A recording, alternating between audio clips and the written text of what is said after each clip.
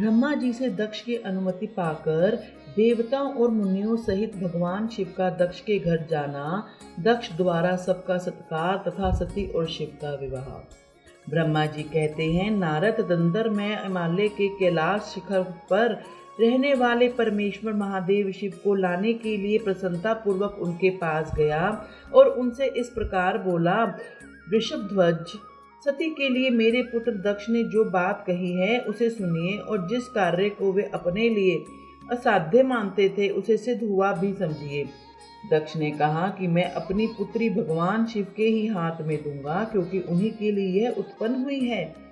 शिव के साथ सती का विवाह हो, यह कार्य तो मुझे स्वतः ही भी अभिष्ट है, फिर आपके भी कहने से इसका महत्व और अधिक बढ़ गया।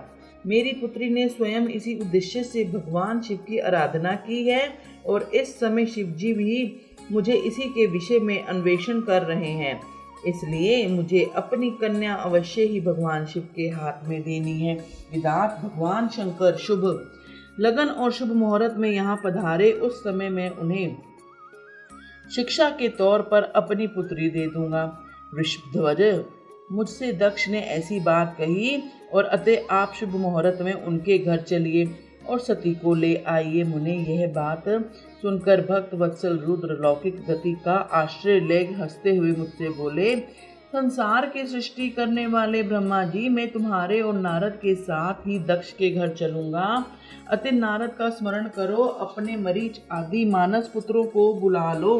विधि उन सबके साथ दक्ष के निवास स्थान पर चलूंगा, मेरे पार्षद भी मेरे साथ रहेंगे।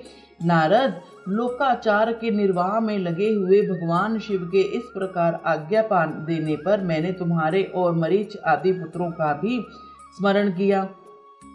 मेरी याद करते ही तुम्हारे साथ मेरे सभी मानस पुत्र मन में आदर की भावना लिए शीघ्र ही वहां आ पहुंचे। उस समय तुम सब लोग हर्ष से उत्फुल्ल हो रहे थे। फिर रुद्र के स्मरण करने पर शिव भक्तों ने सम्राट भगवान विष्णु भी अपने सैनिकों तथा कमला देवी के साथ गरुड़ पर आरूढ़ हो तुरंत आ गए। तदंतर चैत्र मास के शुक्ल पक्ष की त्रयोदशी तिथि में रविवार को पूर्वा फाल्गुनी नक्षत्र में मुझ ब्रह्मा और विष्णु आदि समस्त देवताओं के साथ महेश्वर ने विवाह के लिए यात्रा की। मार्ग में उन देवताओं और ऋषियों के साथ यात्रा करते हुए भगवान शंकर बड़ी शोभा पा रहे थे। वहां जाते हुए देवताओं, मुनियों और आनंद मग्न मन वाले प्रमथ गणों का रास्ते में बड़ा उत्सव हो रहा था।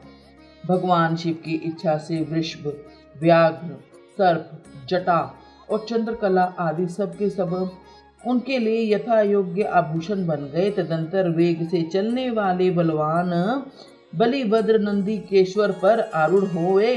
महादेव जी श्री विष्णु आदि देवताओं को साथ लिए क्षण भर में प्रसन्नता पूर्वक दक्ष के घर जा पहुंचे।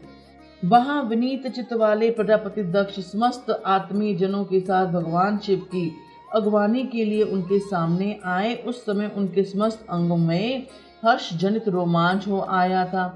स्वयं दक्ष ने अपने द्वार पर आए हुए समस्त देवताओं का सत्कार किया। वे सब लोग सुर श्रेष्ठ शिव को बिठाकर अपने पार्श्व भाग में स्वयं ही मुनियों के साथ क्रमशः बैठ गए। इसके बाद दक्ष ने मुनियों सहित समस्त देवताओं की परिक्रमा की और उन सबके साथ भगवान शिव को घर के भीतर ले आए। उस समय दक्ष के मन में बड़ी प्रसन्नता थी। उन्होंने सर्वेश्वर शिव का उत्तम आसन देकर स्वयं ही विधि पूर्वक उनका पूजन किया।